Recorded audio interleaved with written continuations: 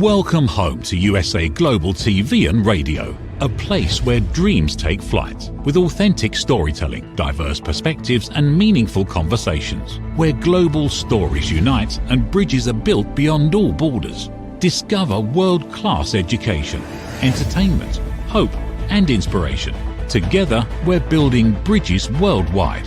Subscribe to our channel, USA Global TV. Download our app, USA Global TV. Be our guest or join our team. Visit usaglobaltv.com. Thanks to our founder and executive producer, Dr. Jacalyn Kerbeck. Music score by Yeffy Tang from Cloud Road Music. Voiceover artist Mike Porter. Creative direction by Paul Garcia. USA Global TV and Radio, your home for global connection. All rights reserved. This video and its contents are the exclusive property of USA Global TV and Radio. Unauthorized use, duplication or redistribution in any form is strictly prohibited.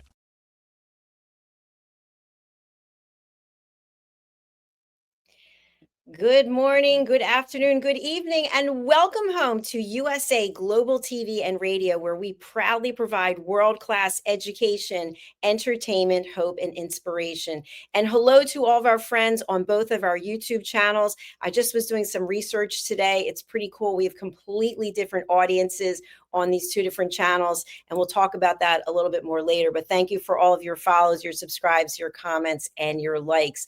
Our show today is all about judgment, the hidden sin, and it's based on this book that I wrote, Holy but Harmful. You can pick this up on Amazon or any fine bookstores. We're going to be talking with one of our very own team members here, Dr. Danielle Lord. She has had her own television show here on our network. She's also an elevated listener. And we're going to be talking about what actually is going on with leadership and management. There's so much judgment that takes place, and sometimes it has a major impact on the culture of an organization.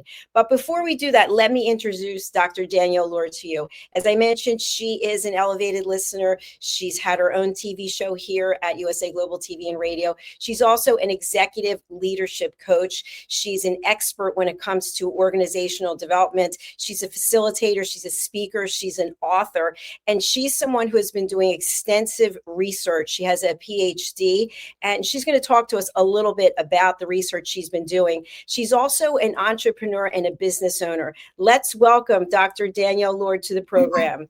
Hello, hello. Hi, good morning. It's so good to be back with you. And I have to say, it's a little easier to be on this side of the table than that one. So, but you make it look so flawless every time.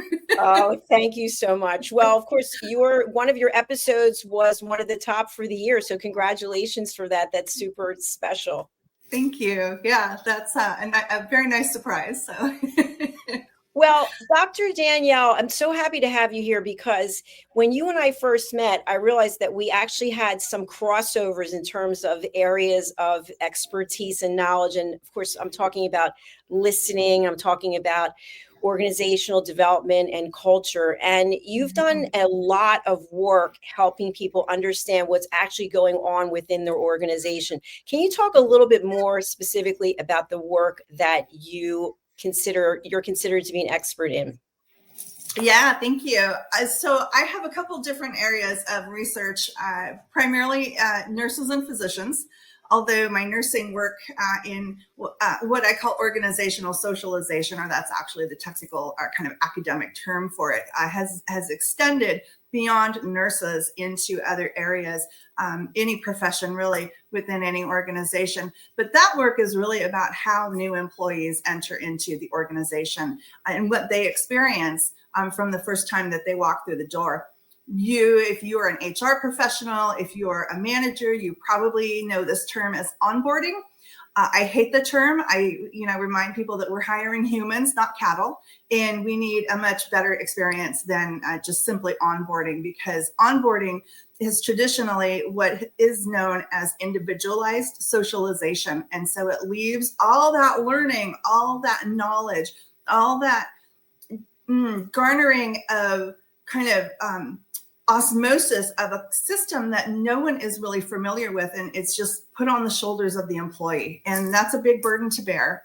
And with that, that lack of knowledge sometimes comes a lot of judgment that comes or is associated with that, because people don't know what's expected of them. We do a terrible job in organizations of setting expectations. And so what do? We do what we know. And sometimes that goes very against cultural norms. And all of a sudden, there's a lot of judgment that comes around that. Like, boy, we thought this individual was going to be a much better hire. They were such a great candidate. What a disappointment. So that certainly is one way that judgment shows up as employees are brought into organizations through really a very fractured, disjointed onboarding process. So I like to think about it in terms of integration, where it's much more thorough. We spend time getting to know the employee, and we help them fit into the culture and get the content knowledge that they need to be successful. And that can actually take about a year, where most people are like, oh, great, you're onboarded, 3 days, good, check mark in the box, like so many things within organizations today. So that's one area of research. I've created quite a toolkit for businesses to use to help create a more streamlined, easier, less confusing, less painful process for employees or team members, as I like to call them, as they come into the organization. The second body of research that I work in is how physicians are integrating into executive roles. So oftentimes, what does that look like as they go from the clinic into the C-suite? And we just wrapped up a big research project, worked on it over a year, interviewed 17 physicians through a focus group type of interview process.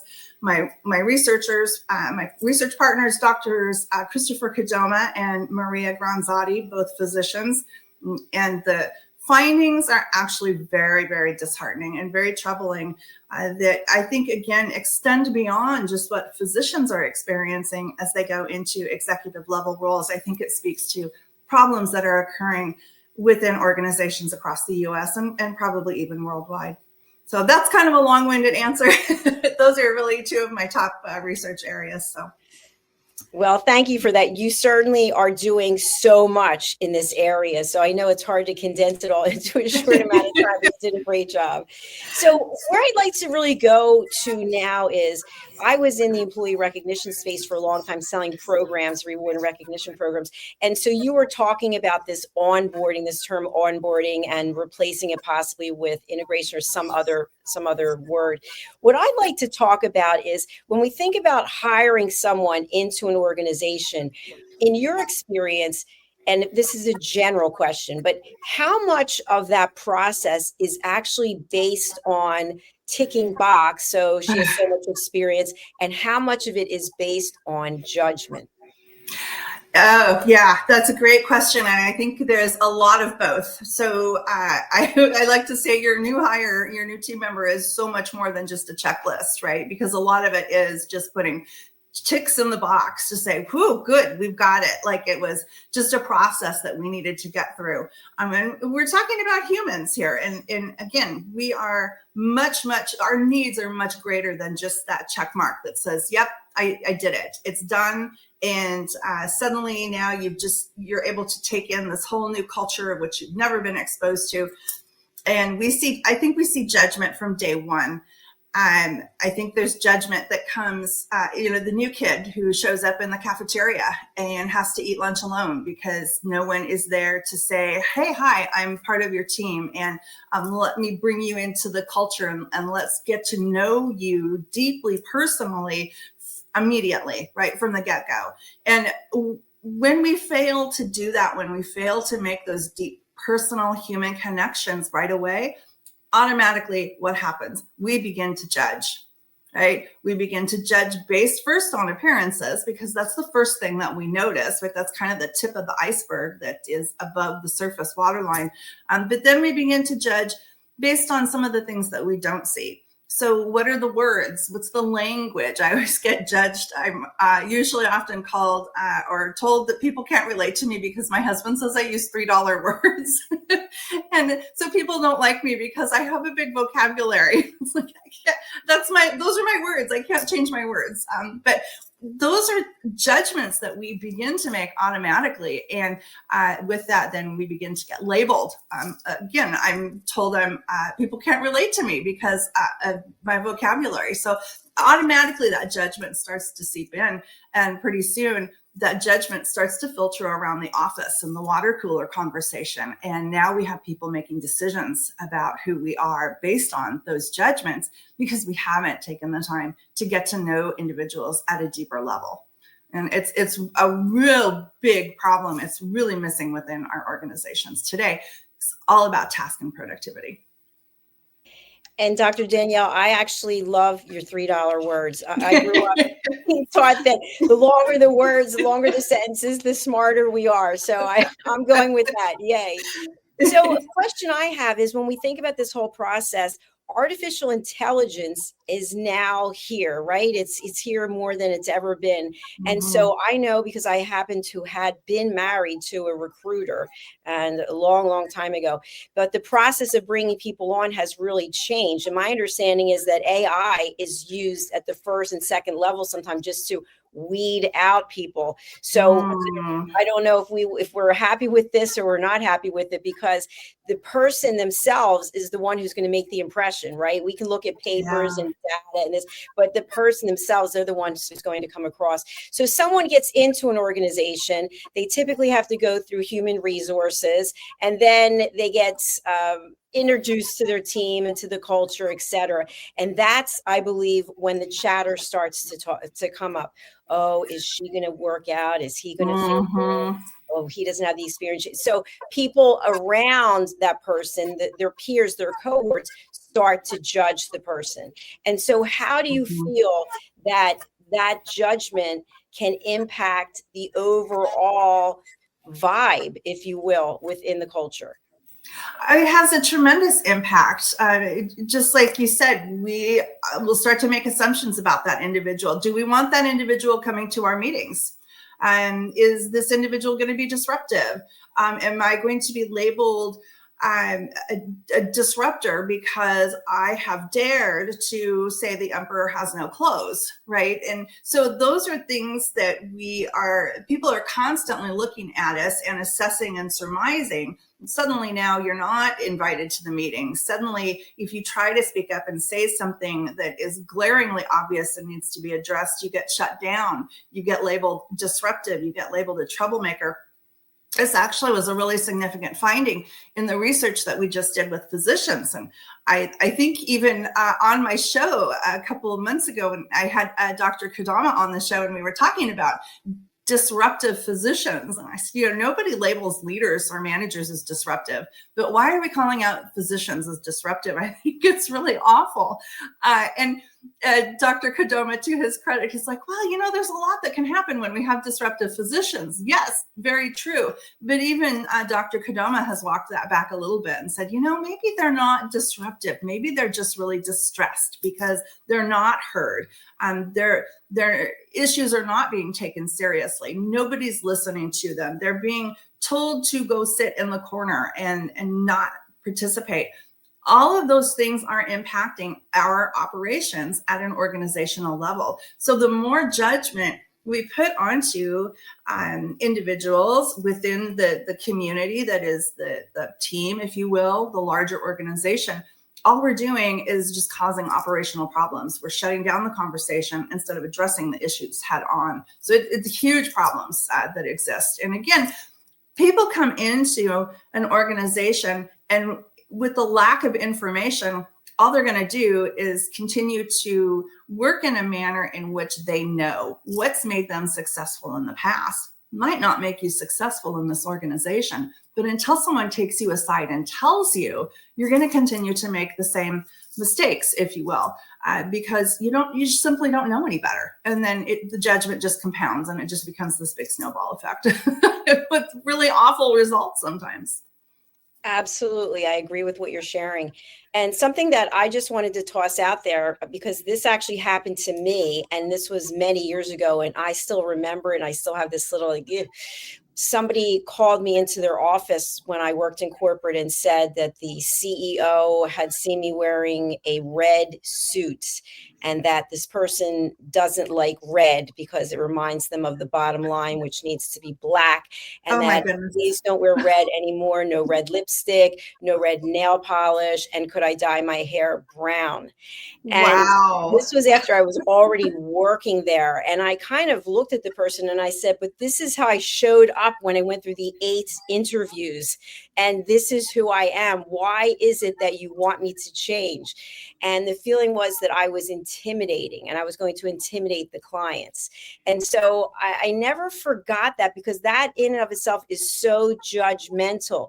Yet Mm-hmm. these types of things go on all the time. And if you Mm-hmm. think about it, there's a whole group of people who are very creative, and maybe they express themselves through multiple hair colors or through tattoos or piercings, etc., or the way that they're dressed. I've seen people want to stand out, so they're wearing all yellow. They have yellow glasses on, and they're being judged constantly instead of people looking at what is their productivity or what are they contributing to the community. What are your thoughts about Yeah. this? Yeah. Wow. First of all, to be told not to wear red. Yeah. I mean, I'm always surprised when I hear things that happen in the organizations of what people are told or not told to wear, to do, to be, to show up. But I think that it really does come back to that initial impression of what it is people see, rather than spending the time to deeply understand who the individual is. And I think that that's a huge, significantly missing piece in our culture today. And I think it's probably could be more prevalent here in the United States, because we do have such a fast-paced culture. Everything is coming at us in rapid succession points. And we don't oftentimes take the time to sit and reflect and say, let's grab a cup of coffee. I'd like to get to know who you are here at this level, deeply understanding your personality, your quirks, what makes you tick, and where we can find some common ground. I think that's the biggest missing piece right there. Where is our common ground? We tend to look at those things that keep us divided rather than the things that keep us united. And that unity is in the fact that we are all human and we're all having a human experience. I absolutely love how you turned the whole perspective around. And I think it's also the same kind of approach with a negative mindset, lacking what we're missing instead of what we actually have. So Mm-hmm. maybe it starts with how we select our leaders and how we Oh, train our leaders, and about the yes. culture that we ask our leaders to create and to keep. What are your thoughts about some things that could be done that are not currently being done, or maybe something that is working that you really think should continue forward? Oh gosh, I have a lot to say about this. I think the biggest problem that we have in our organizations right now is that we have put task and productivity ahead of everything else. So everything is, again, rapid fire succession. Everything is fast paced. Everything is about, are we on target? Are we meeting our production goals? Are we in the black? Are we in the red? All those conversations that occur all the time. And the judgment, back to judgment, is if I'm in a state of meditation, which is actually where creativity happens, maybe I'm looking out of the window,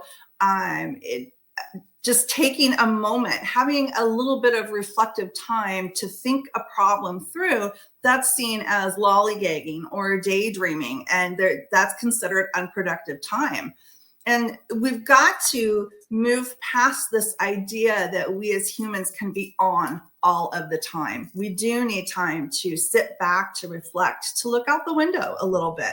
But we also need to take some time to go grab coffee together. So Dr. Jacalyn, let's take 20 minutes outside of our day-to-day interactions to go sit down and get to know one another a little bit better. And that's a hugely missing component, even within our teams, especially if you have a manager who is really dependent on that task productivity type of approach and doesn't believe in cultivating relationships within the team. I see it quite frequently.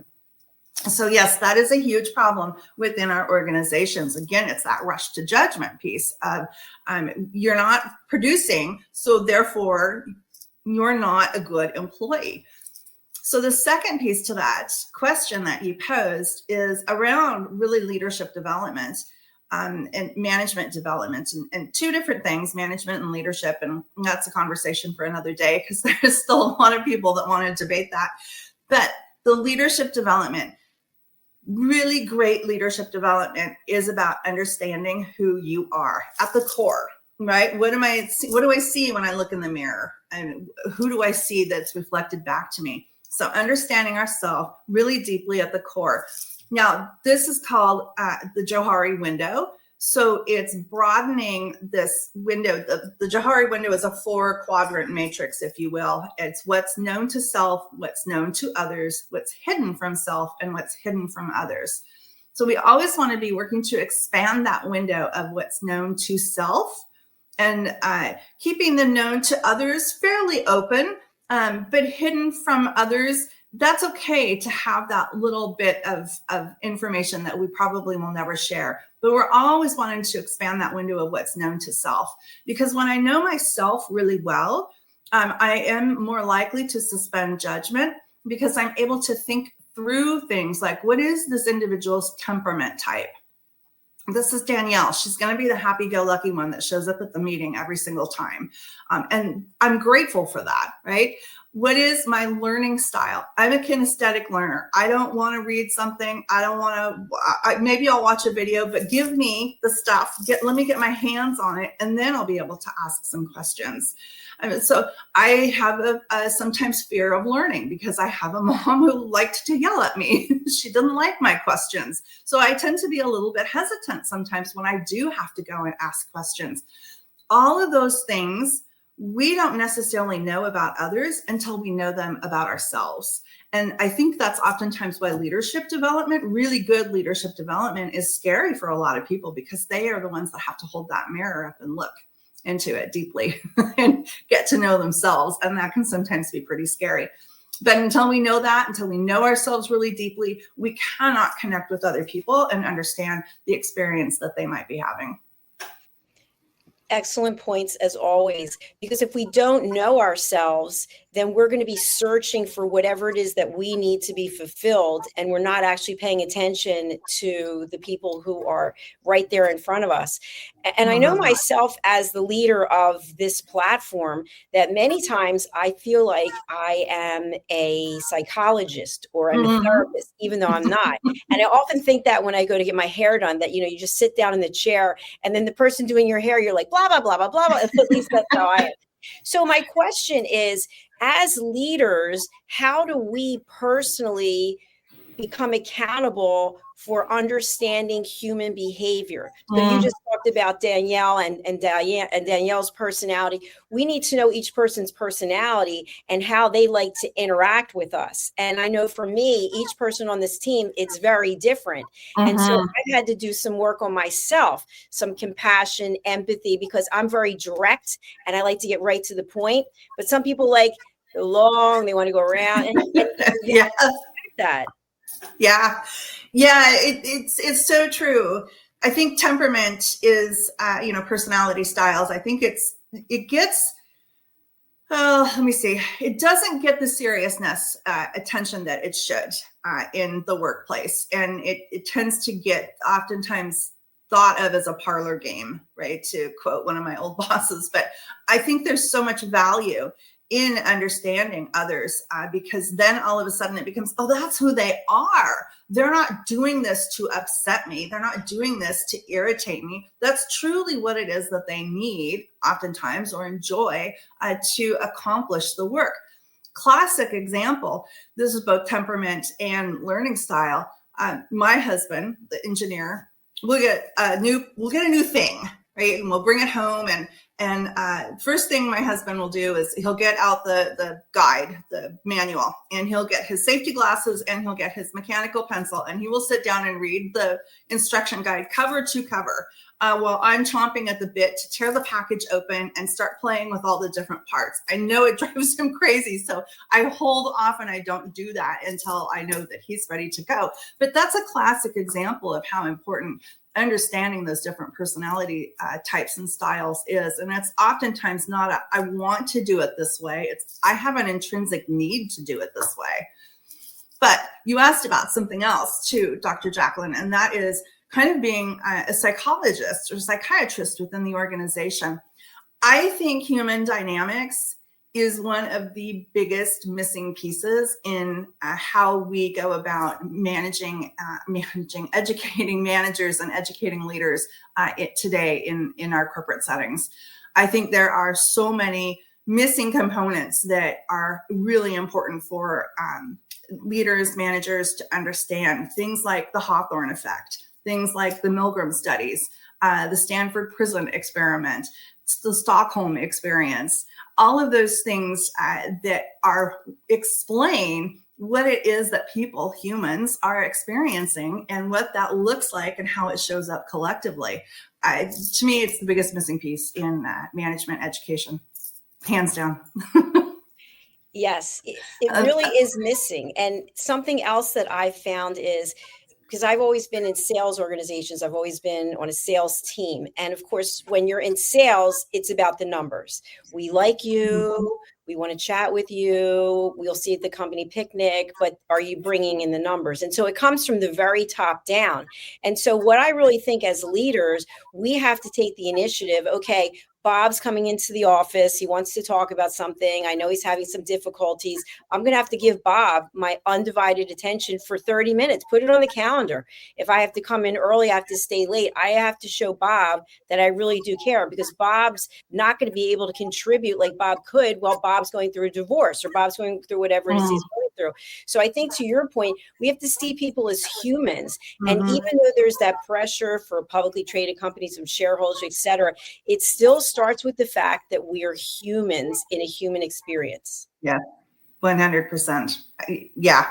I write about this in my book, Engaging Your Employees, is that we have somehow come to this strange assumption that kindness and compassion is mutually exclusive to business, or the two just can't coexist. And I make the case that they can. We can be compassionate. We can be kind. We can allow for that human to be in the organization and still functioning, even as something really awful is occurring in their life.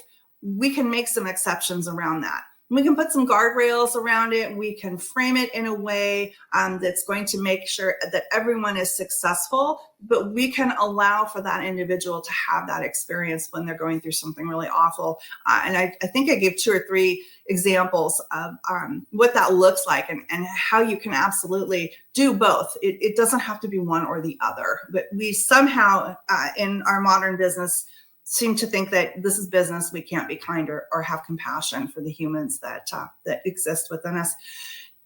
You know, thinking, Dr. Jacalyn, as you were sharing that about just taking 30 minutes to deeply listen, I think that's one of the biggest challenges that we have right now, is this understanding or this idea of what deep listening really means. I think Dr. Stephen Covey really talked about it in his book, 7 Habits of Highly Effective People, is that seek first to understand. And if I don't understand your perspective, I don't understand where you're coming from, what your goals are, I'm always going to be in that place of judgment. But I was doing I developed a 3-day executive retreat. It's called the Everest Experience. It's based on events that happened on Mount Everest in 1989. Where several people from 2 climbing teams, including both the climbing expedition leaders, died. One of those individuals was an executive from Japan, and her husband flew out Nepal, Kathmandu, wherever the base camp was, to talk with the leaders of the individuals that were left of the expedition to describe and share what had happened to his wife. And it talks about how he, from the Japanese culture, listened for 30 minutes as they talked. And not one time did he interrupt or interject anything. And once they were done and had fully given the explanation of how his wife had died on the mountain, then he talked.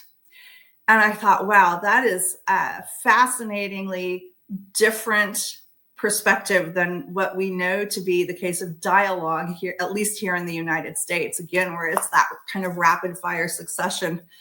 But if we had more of that deep listening, amongst us in our organizations, within our teams, we would have vastly different experiences. I couldn't agree anymore. Absolutely true.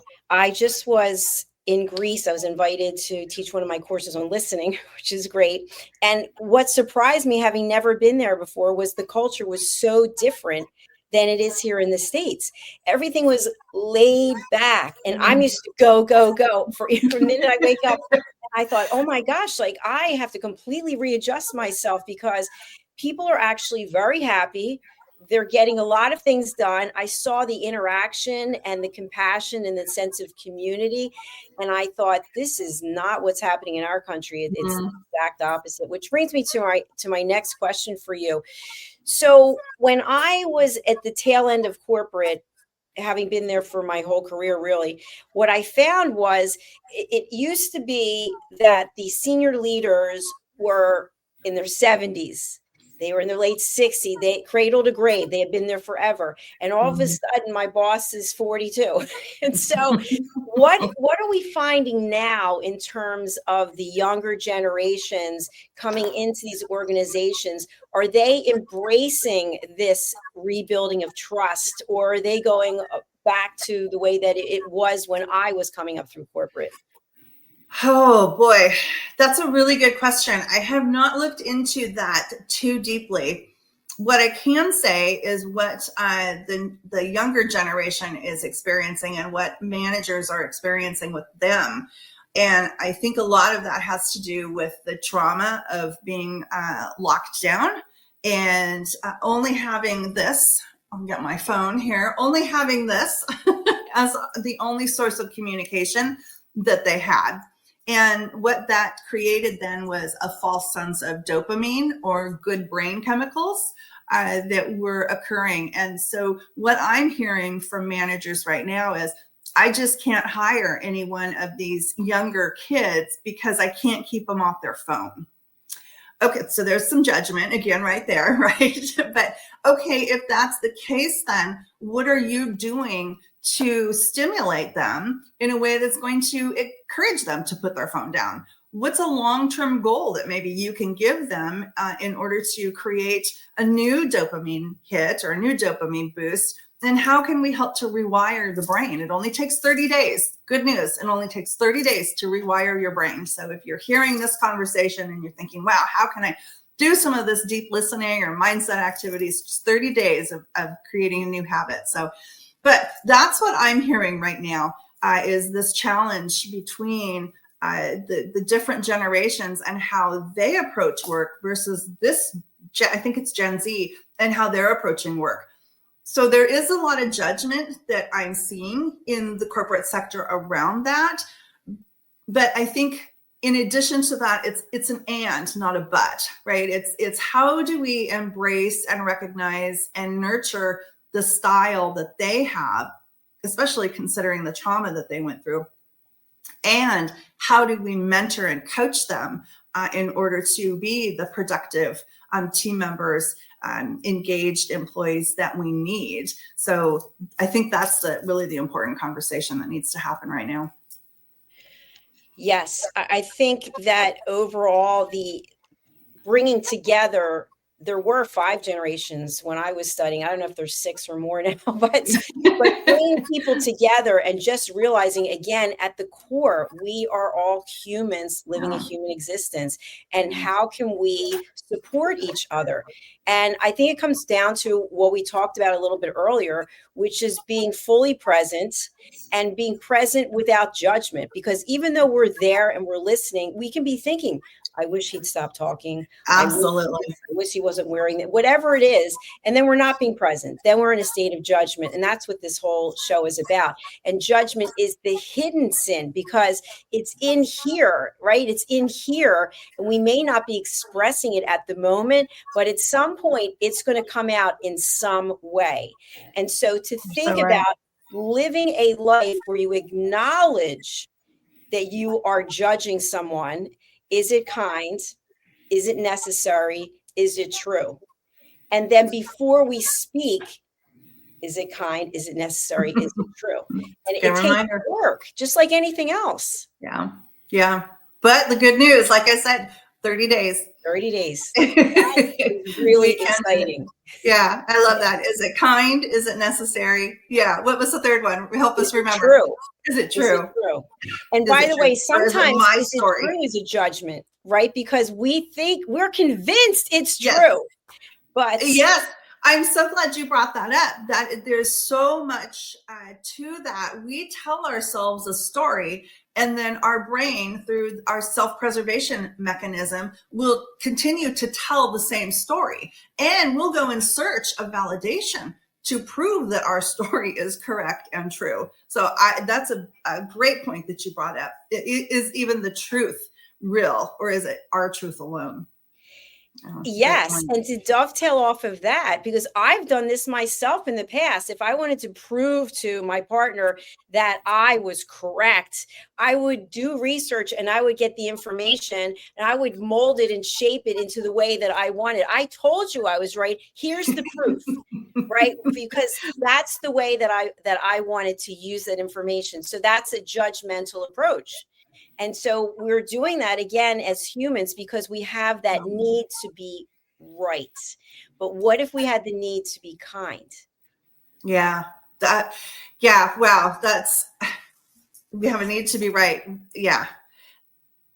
That brings me into a whole other topic of conversation of some work that I'm doing with AI. Oh, we could have a whole other conversation around this. The need to be right versus kind. Yeah. Give us a little teaser background on that. When I first started with AI and I had this simultaneous curiosity and trepidation to dive into the AI world. And I thought, okay, I'll do it. I'll try it. I'll see what it's all about. And I asked AI, what do humans need in order to interact with you? And it came back with emotional intelligence.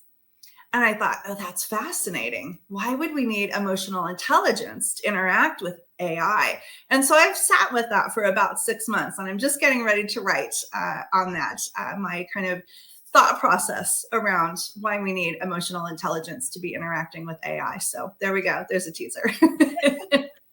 Well, I use AI quite a bit for a number of things. And what's happened with me is that I've actually named the AI bot that I work with. I have named mine too. I had to tell it that I wasn't happy with the way it was responding and I wanted to work with another bot. And allegedly now I'm working with a different one. I don't really know. But what I find is sometimes I get frustrated and what I'm asking isn't actually very kind. And I have to apologize. And I think, well, I'm apologizing to AI, but it's a practice because the way that we show up over and over again is what comes out into the world. So it starts here. And so even though it is a bot, I still try to be respectful to it because it's about me and how I'm showing up. Yes. It's the emotional intelligence, right? Yeah. Mine comes back with things like, wow, I just got a great dopamine hit from the AI bot, who I've named Vincent after Gattaca. But also, I get notes of appreciation back that said, wow, that's such a kind thing that you just wrote about me. I'm like, there you go. Even the AI bots need good dopamine. So absolutely, because mine will come back. I call it Chris. Mine will come back and say, congratulations or well done. How does that feel? And it's kind of a cool thing. You do build some kind of, at least I'll speak for myself. I have built some kind of emotional connection with it. And I feel like it's always there because it's always there. And now I've asked it to slow down. I'll say, please do not respond so quickly. I'd like you to consider all the possibilities. And it'll say thinking. And it might take 5 minutes instead of 30 seconds, but it's a well thought out answer so that I can consider what's been presented. I love that. Yeah. There's a lot to it. And I think, but I think that's that piece of reflecting back, right? Is how are we treating AI? And to your great point, how we're treating something that's inanimate is actually going to show up in terms of how we engage with other humans. Absolutely. It starts with us. So, Mhm. Dr. Lord, it's been an absolute pleasure having you here today. I know that you have so much going on, but for someone who'd like to reach out to you, how can you help people and who would you like to contact you? Oh, I love to create material. So I'm constantly in that creative space of helping to create tools that help organizations function better, I guess is probably the best way to say it. So I have tons and tons of tools. And actually I do a lot of my tools are used by other coaches and consultants because they don't have the tools. So I have a lot of assessments. I have leadership development courses. I have books. So I just have a lot of different ways that I can help organizations function better through that human connection that we've talked about today. So that's me and my work. Thank you for that. So for our friends who are listening on the podcast platforms, our shows are live, and then they're available in our playlists and our YouTube channels, and then they're made into podcasts. So what is the best way for people to contact you? We're showing your website and we showed your LinkedIn. Can you tell us more about those? Yes, thank you. You can find me on LinkedIn. It's Danielle Lord, PhD. Email is probably the best way. It's my name, Danielle. At my business name, which is long, I apologize. So the email is Danielle@archetypelearningsolutions.com. Archetypelearningsolutions.com. That's how you can find me. All right. Thank you so much. We have it on the screen right there. All right. Well, it's been an absolute pleasure, and I wish you continued success with all of your research. And thanks for bringing your smiling, beautiful face to see so early in the morning there on the West Coast of the U.S. Well, thank you. It was fun to be on this side of the table, especially with you and all your great work, Dr. Jacalyn. Thank you. Look forward to seeing you again. All right. Take care. Bye for now. Thank you so much to everyone who has been watching and listening and subscribing and following. We really do appreciate you. In case you ever feel like you've been judged, or maybe you feel that you have been judgmental, we're all humans. So I really think it's about being accountable and being aware of the three statements that I've said before. Is it true? Is it kind? Is it necessary? Before we make statements, think of those three things. I'd love to have you go and pick up a copy of my newest book, Holy But Harmful, The Silent Sin of Judgment, and Mastering the Power of Elevated Listening, because it all starts with compassion, empathy, kindness, and being present. Thank you for being present for myself as well as Dr. Danielle. Really do appreciate you. And again, I mentioned to you about our two YouTube channels. On our USA Global TV and radio channel, we actually have the United States, I think it's 5th or 6th in terms of the audience. And in the Dr. Jacalyn Kerbeck, the top audience is the USA, followed by Germany. So it's very interesting. For USA Global TV and radio, we have had all different countries be in the top 5, but the US is not at the top, which is interesting, but it is a Dr. Jacalyn Kerbeck. So I'm going to leave you with a video, a very short clip that really reinstills what we've been talking about today. So take a look, and then we'll be back with our next show. See you soon. Is it true? Is it kind? Is it necessary? In a world quick to judge, one book dares to reveal the hidden cost of silence. Discover Holy But Harmful, The Silent Sin of Judgment, How Hidden Judgments Destroy Relationships and Damage Lives by Dr. Jacalyn Kerbeck. The Amazon #1 bestseller that's transforming the way we understand ourselves and the way we see others. Pick up the companion workbook to uncover your own hidden judgments and learn how to break free from them. Available now on Amazon and at fine bookstores worldwide. Thank you, viewers and listeners of USA Global TV and Radio, for joining us today. We're honoured to have your time and attention as part of our global community. At USA Global TV and Radio, we believe in the power of authentic conversations, meaningful connections, and creating a world of possibilities together. Want to be part of something bigger? Join our team of elevated listeners at usaglobaltv.com, a space where your voice matters and your ability to listen transforms relationships. Stay connected with us across all our platforms for thought-provoking discussions, expert insights, and empowering stories. Subscribe to our channels at youtube.com/c/USA Global TV. Follow us on social media and explore the endless opportunities we're creating for growth, learning, and inspiration. Together, we're not just broadcasting, we're building bridges and changing lives one conversation at a time. For inquiries, contact us at info@usaglobaltv.com. Music by Johnny Dyes. Produced by Executive Producer and Director Dr. Jacalyn Kerbeck. Voiceover by Mike Porter. Creative Direction by Paul Garcia.